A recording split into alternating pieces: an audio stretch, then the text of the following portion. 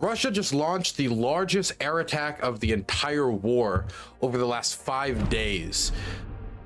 This has been a multi-day bombardment in major cities like Kharkiv, Odessa, Kiev, Lviv. I mean, any major city you can think of, it has probably been struck during this wave. Today, January 2nd, the day after New Year's, is the latest wave of attacks, as we're seeing large-scale attacks in major cities like Kharkiv and Kiev, with Kinzhal missiles being launched, Shahed drones being launched, S-300s being launched.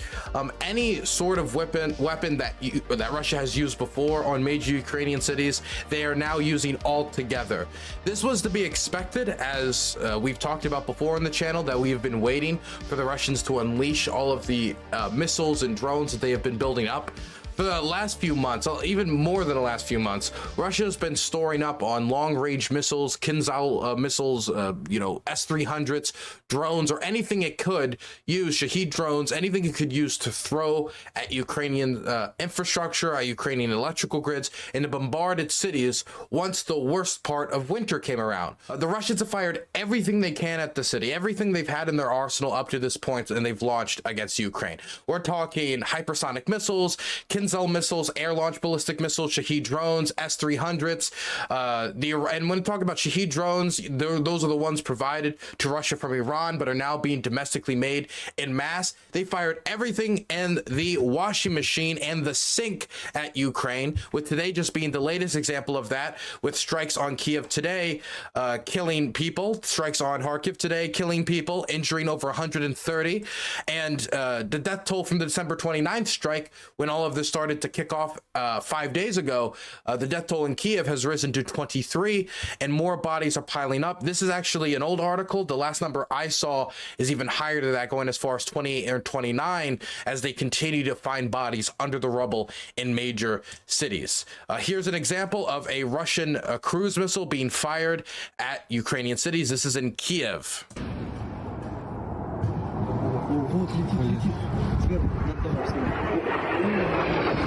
Right over the apartment block. Here is footage of Ukrainian air defense crews trying to work during this period. This is from today. 20 секунд в зоне. Давай, проходим в зону.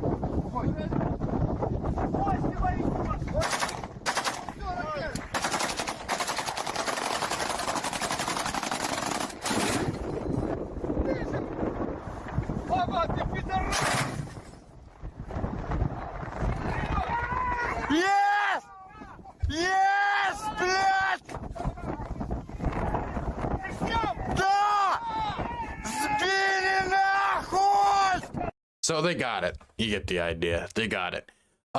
So this is the largest one. We're about to talk about this, how large this attack is, but I do want to also throw out there that despite the massive bombardment, Ukrainians are still facing this down the best they could, with civilians dying, hundreds of people being injured, dozens dead across multiple cities in the country, over a week-long bombardment that is likely to extend even further into the new year. Here is a reaction from Ukrainians in Odessa from 2 nights ago on New Year's Day. This was Ukrainians welcoming in the new year, reacting to the bombardment by saying Putin Julio, which is, well, they're cursing Putin.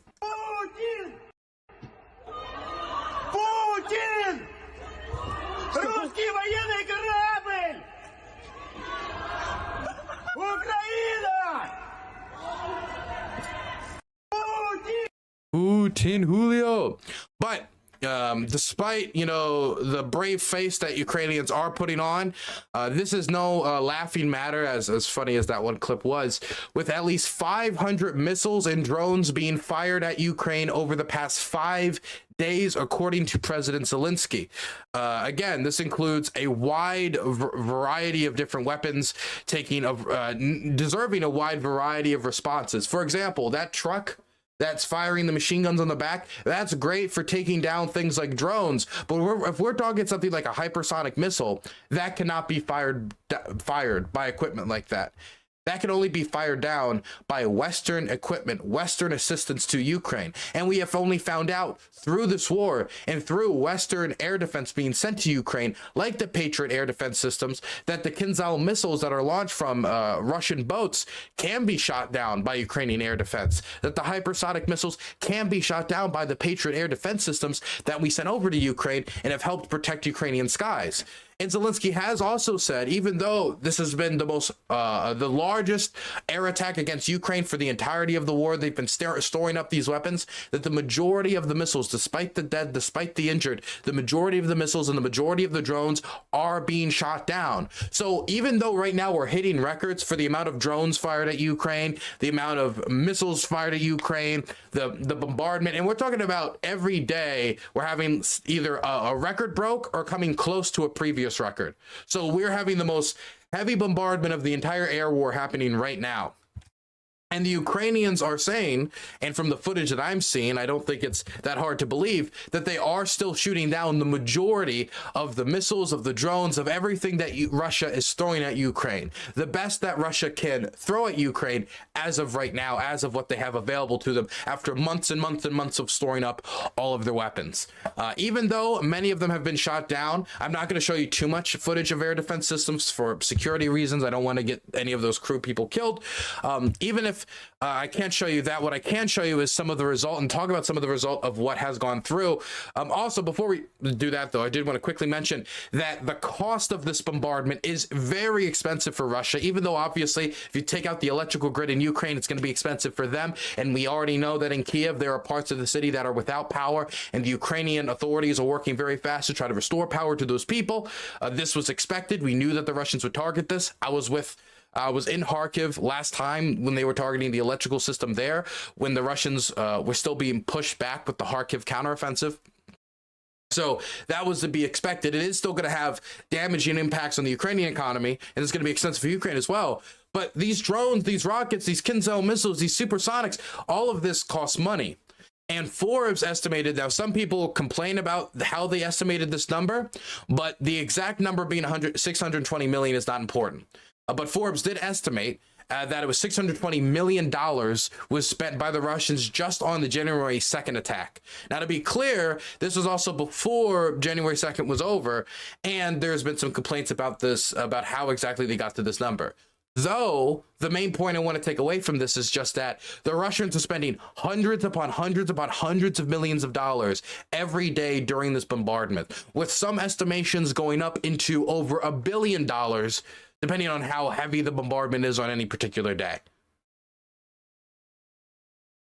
That means we're seeing the value, if we're talking about the value of what was thrown at Ukrainian cities, it is equal to the monetary value of an entire Western aid package. For example, the last aid package that we sent over, and I'm talking about the recent Western aid package, not the bigger ones, but the recent ones, since we've devolved into the lowest levels of aid to Ukraine since before the invasion, before the big invasion in January of 2022. The last aid package was just over $200 million. If this is even like half of what Forbes estimated earlier today, then that means the Russians have spent just in bombarding Ukraine more than we sent for the last aid package that we gave the Ukrainians, which also, if more aid is not improved, might be the last aid package we send the Ukrainians, period, if negotiators in Washington aren't able to find a solution to the immigration holdup as the Republicans tie a unrelated issue, immigration at the southern border, undocumented immigration at the southern border, to Ukraine. But all that money being spent, some of the missiles got through, people are dead, dozens are dead, hundreds injured, and we do need to talk about some of the impact of that bombardment, talk about some of the locations that ended up getting destroyed. Cafes, residential buildings, offices, malls, kindergartens, hospitals, schools, gas pipelines, hotels. There's a bunch of different stories covering this. This is an educational facility in Kharkiv that was damaged. There was a rehabilitation center for wounded soldiers that was hit in Kiev. Thankfully, in this instance, the bomb that hit the rehabilitation center did not go off, so it didn't end up killing any of the people trying to get medical treatment. As to how the Russians are targeting with so so many bombs and trying to make sure that all this money isn't wasted.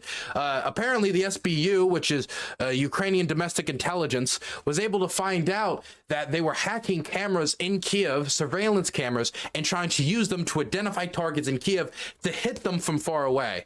The SBU has blocked at least 2 surveillance cameras that were doing this. Now, whether there's more surveillance cameras that Russia has access to or is going to access, I'm sure the SBU is scrambling right now to find that before they can use it to target either civilians, military, whatever it is that they could use to target. So there's one way that they've been using targeting. Now, that isn't to say that over the last 5 days, the only side that has been getting hit are the Ukrainians. In fact, the Russians have been getting hit too. They started to respond with drone attacks, at least according to the Ukrainians, and from the Russians who are saying that they're shooting, who are responding, saying they're shooting down their drones. The Ukrainians responded to the attack on December 29th, which was what kicked all this off, with a drone attack in the Belgorod region on December 30th. I don't think this is the footage of it. This is a footage of another attack on Belgorod tonight, showing that the Ukrainians, as they're getting hit, are continuing to fire back at Russia, which Zelensky did warn the Russians earlier this month that if Ukraine was bombed, they would respond in kind. Now, that doesn't mean necessarily that they would bomb civilians and respond in that way in kind. Basically, the idea is if you try to strike our infrastructure, you try to take out our electricity, maybe we will strike your infrastructure, maybe we will strike your electricity, and we will strike your military installations across the country. But he didn't put all that detail. It's all like up to your own interpretation. Let's listen. Well, let's watch the videos of what's going on in Russia right now near the border regions.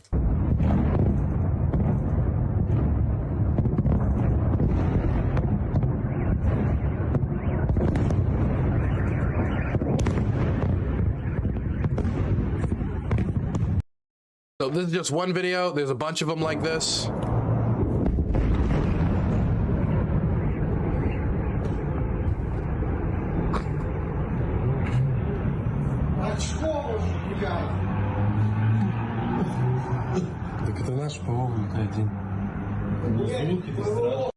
Okay, I think there's one more.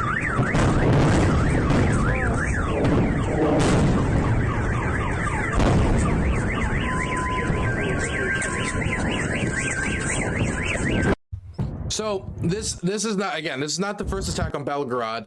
The first attack on Belgorod ended up happening on the 30th. That was the day after the Russians did the massive, which was the largest air attack against Ukraine for the entire war. At the time, a few days later, they would break the record again. But at the time, it was the largest air attack against Ukraine for the entire war, killed civilians, injured a lot of people. And there was a response by a certain someone who recently got unbanned on Twitter that I wanted to talk about. It's from Alex Jones, who was recently unbanned from Twitter, who responded to the events of, again, the most massive part of the air war, destructive capacity being fired everywhere, air defense working at full cylinders. And Alex Jones responds to the situation by saying that all the experts agree that Russia is not targeting civilians and that Ukraine is.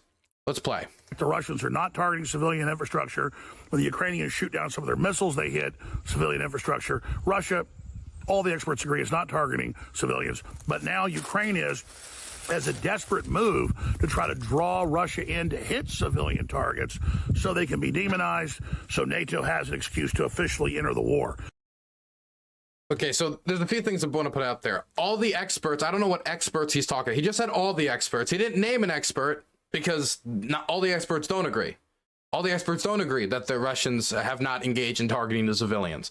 In fact, I can tell you from my own experience in Ukraine, I saw, Mykolaiv city center being bombed indiscriminately during the start of the Kherson counteroffensive in a panic by Russian forces. I documented it and uploaded footage of that on my YouTube channel if anybody wants to go see that.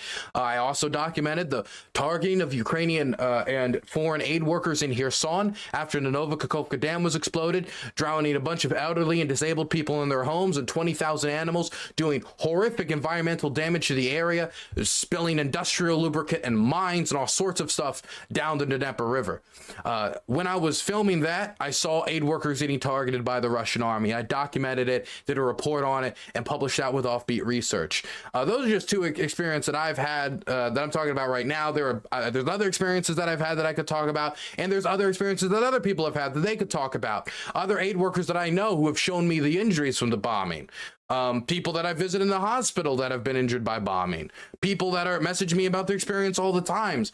Look, all I'm going to say is I cannot necessarily prove the exact thing that was in the mind when the those Russian soldiers when they pulled the trigger and fired at the aid workers in Kherson or the city center in Mykolaiv. What I can say is that you can't look at all of that and then decisively say all the experts agree that Russia has not targeted civilians.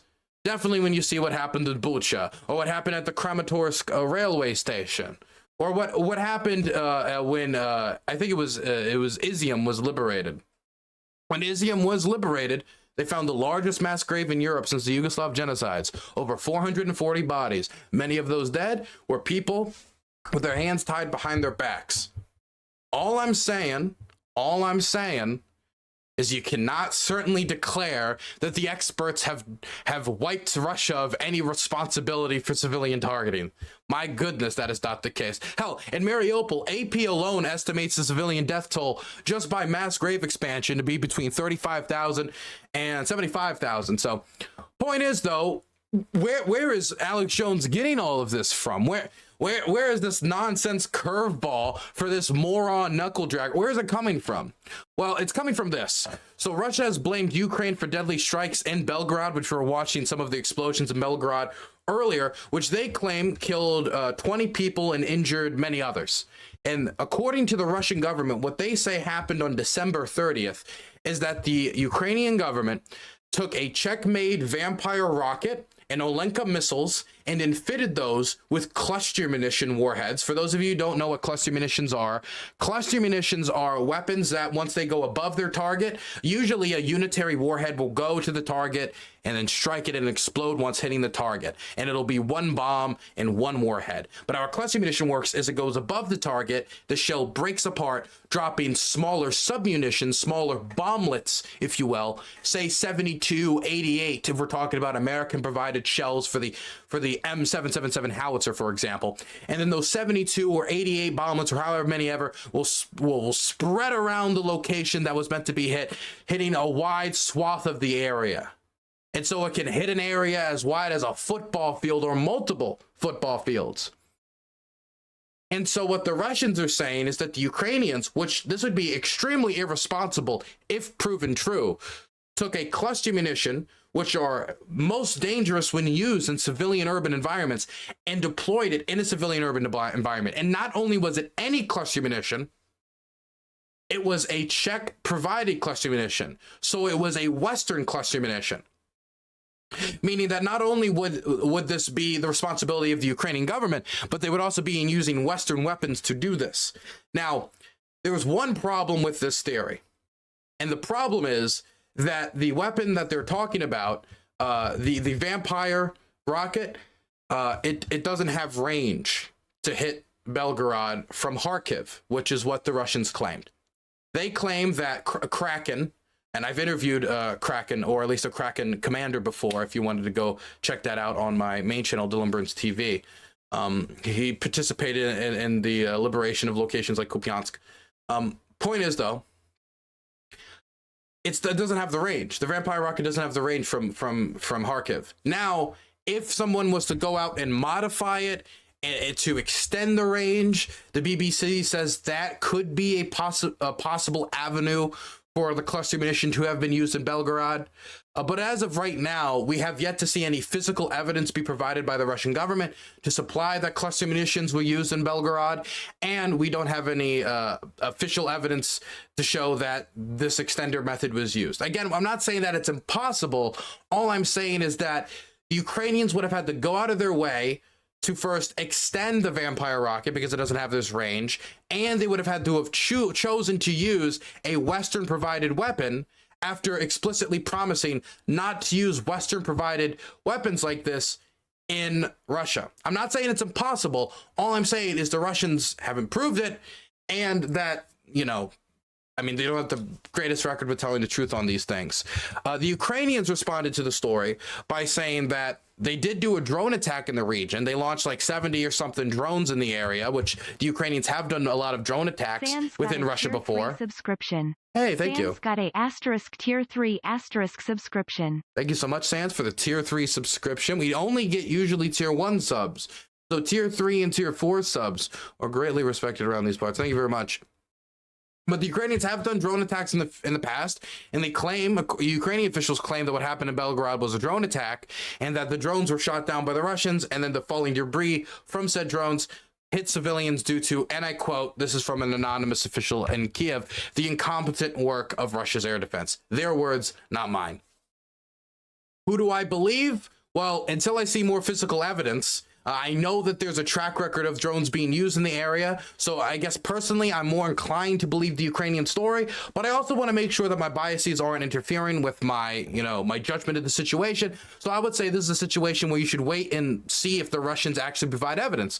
Because if I was the Russians and I had evidence of Czech cluster munitions being used in urban environments after the Westerners condemned Russia for doing the same thing in Kharkiv with Russian cluster munitions, I would take that weapon, I would go before the UN, as the Russians did, I shit you not, and this is the next part I need to talk about, as the Russians did the day after this attack, and condemned Ukraine for attacks against civilians, and called for the UN to stop Ukraine's atrocities. Now, I just the irony of the situation, I don't really know how to react to.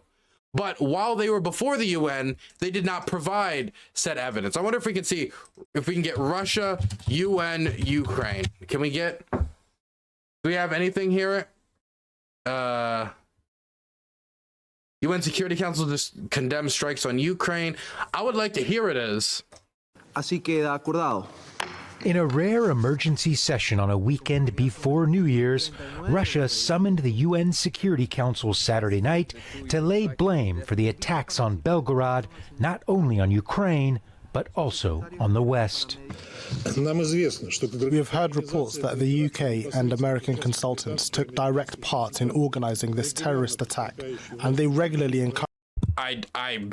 I'm sorry. That makes, why can't they just make the story semi-believable? It can't just, see, if he was to say Kraken, acting independent of the Ukrainian government, decided to go off and do this sort of thing, then I was like, well, that sounds at least semi-more believable. But it's American consultants were on the ground in Kharkiv, and they went up to Kraken, and they were like, hey guys, it would be really cool if you bombed Belgorod with Western-provided cluster munitions that you desperately need on the front line. That would be cool. Okay, well, I mean, you know, it's certainly a story. Encouraged the Ukrainian government to carry out bloody crimes. Responsibility. Why? I mean, if I remember correctly, it was the American government that after the assassination of Daria Dugina was really nervous about, like, hey guys, these types of attacks, like this woman was awful, but the Ukrainian government still denies this, that they did it, even though the American government doesn't believe it.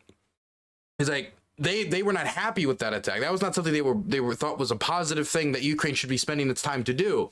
So why would they then send companies and officials or anyone over to Ukraine to then advise them to randomly shell Belgorod with cluster munitions in the worst way you could possibly use cluster munitions and hurting civilians? I'm not saying it's impossible. All I'm saying is that it's certainly a tale. And I hope that the Russians, you know, if they're before the UN, they could show some of the physical evidence or, you know, anything. And again, even if it is true, because the Ukrainians do have cluster munitions, so they can use cluster munitions. And I mean, the BBC did say it could be altered to extend the range. If something like this was to happen, that still doesn't make, like, the irony of the Russians coming forward and saying, how dare you bomb cities full of civilians, to the country that they the day before just bombed cities full of civilians and killing many civilians. Like, the irony of it, I mean, it isn't lost on me. crimes. Responsibility for these crimes is also borne by EU countries, which directly and irresponsibly continue to supply the Ukrainian ruling elites with weapons. The Russian ambassador held up a By the way, I will put this forward. If the Ukrainian government ever did something like that, so it's just randomly firing cluster munitions into like dense urban environments, that is a situation that could legitimately strain Western aid to Ukraine. It could legitimately, because that is not how you're supposed to use cluster munitions and how the Ukrainian government has promised to use cluster munitions. And if something like that was to happen, I think rightfully so, it could cause an internal review of American and Western provisions to Ukraine for cluster munitions. The Biden administration in 2022 formalized the review process for weapons transfers. And if there is a report of weapons provided to Ukraine by the United States, now these are Czech weapons, so this wouldn't happen in this case. And again, we don't even know for sure if they did it, but assuming they did, if they did, that could cause a situation where it could legitimately undermine aid to Ukraine. So I would say there's both a humanitarian reason not to do it, and there's a strategic reason and a diplomatic reason not to do it. And so until Russia provides evidence of some sort that it was cluster munitions and not what the Ukrainians say, drones being shot down on its way to targets further in the country, it's a tale. QR code in the Security Council chambers. On it, these pictures of what he called a terrorist attack perpetrated by Ukraine that killed more than a dozen people, including children. But let me just throw out there, none of that was evidence of it being a cluster munition. There were smoke plumes and there was damage, there was an explosion. None of that was necessarily evidence of Czech-made cluster munitions. Just 24 hours earlier, it was Russia who launched massive coordinated missile attacks on Ukraine that killed over 24 people. The UN said it cannot verify claims of how many people were killed in recent attacks, but called for de-escalation on all sides. Part of the reason why the UN can't verify claims on people who were killed, particularly in occupied territory, is because Russia continues to deny them access to occupied territory. Just throwing that out there. That's why when you see the UN estimates or like UN data for casualty numbers in Ukraine, it's always an underestimate, an undercount. And the UN admits that it's an undercount, but people still use the number without including that information very irresponsibly. Again, the AP said that the numbers that they would estimate for Mariupol are between 35 to 75,000 dead just by the mass grave expansion alone. So that doesn't include any bodies that could have been hidden anywhere else or in shallow graves or have still yet to be uncovered, or who knows, with all the rumors of bodies being buried here and there, how many people actually died there. And if the UN can't access occupied territory, then they can't account for the dead. We unequivocally condemn all attacks on cities, towns and villages in Ukraine and in the Russian Federation. Attacks against civilians and civilian infrastructure violates international humanitarian law, are unacceptable and must end now. Ukraine's representative didn't directly mention the Belgorod strikes, but continued to say Russia needs to end the war. Once Russia's bloody war is over, there will be no more human suffering, no more civilian casualties in Europe, and no more reason for further Security Council meetings on this issue. In the past 3 months, Israel's war on Gaza has taken up a lot of the energy. Oh, that's second topic. Continuing. So that's generally what has been going on. Oh, I also want to throw this at you guys. Russia has fired a lot of rockets into Ukraine, and in the process of firing a lot of rockets into Ukraine, sometimes some of those rockets end up elsewhere, not in Ukraine, when they thought they would be falling in Ukraine. Let me give you guys 2 examples of this. The first example here is a Russian anti-air booster. This is from a Pantsir 1 that fell into a home in Belgorod, the same region we were just talking about, in Russia. Right into the children's bedroom. When you're firing hundreds and hundreds and hundreds of rockets, hundreds and hundreds and hundreds of missiles, hundreds of drones, if one of those things go haywire, or one of those things you took, let's say, shortcuts in the manufacturing process because of heavy sanctions, for example, or because you're rapidly expanding your defense industrial capacity with while cutting corners for safety precautions, sometimes missiles will malfunction. And when they malfunction and they're in the sky, well, the laws of gravity still apply and they have to go somewhere. The war in Ukraine, which is the Russian invasion of Ukraine, does not only endanger Ukrainian civilians, it endangers Russian civilians as well. Not even necessarily because of the Ukrainians, but because of how the Russians are trying to overwhelmingly bombard the Ukrainians and are being very haphazard in doing so. One example of the Russian retaliation for the Belgorod attacks I did want to mention before we wrapped up was an attack on this hotel here. This hotel is heavily used by foreign journalists, by reporters when they're trying to do any reporting in the Kharkiv area. It is the Palace Hotel. It is, I believe it's a 4 or 5-star hotel. A lot of Western journalists stay there. A lot of American journalists stay there. I know British journalists stay there as well, and one was injured in the attack. The Russians say that they struck it in retaliation for the attack on Belgorod, and said that this was being used by the SBU and other intelligence apparatus to attack Russia. But again, I know that this hotel is used by the Western press. So unless this is like one room is like Western journalists and the next room is the SBU and they have some evidence to prove that, to justify the, I hate to use the clinical word for it, the collateral damage that would come with a strike like this, I would like to see them justify said strike on again, a hotel. This isn't some underground command structure. This isn't some military base. This is one of the best, if not the best hotel in all of Kharkiv, used heavily by Western journalists. How is this not meant to just scare off the Western journalists? Because that's what it feels like to me. But that wasn't the only strike. I talked about the other strike earlier, the Pantsir. That wasn't the only time a Russian missile fell within Russia, destroying Russian infrastructure, Russian people, and ended up hurting the Russian society while they throw all the blame for Russia's misfortunes at the Ukrainians. Here's an example of it from a Russian state TV host, a very popular Russian state TV host. I see her all the time on Russian watching Telegram channels that show all the Russian state TV translated. She commented on a recent explosion within Russia with this: the Ukrainian armed forces carried out a terrorist attack. Oh my God, a terrorist attack. Can you guys believe this? On the Voronezh region. Local reports of shelling of the village. The footage shows a huge crater and destroyed houses. Now here is the footage that she was reposting. The street is gone. Everything is burned down. 3rd of January. Second for us. We're greeting 2024. They say a shell does not go into the same crater twice. We will hope that it doesn't.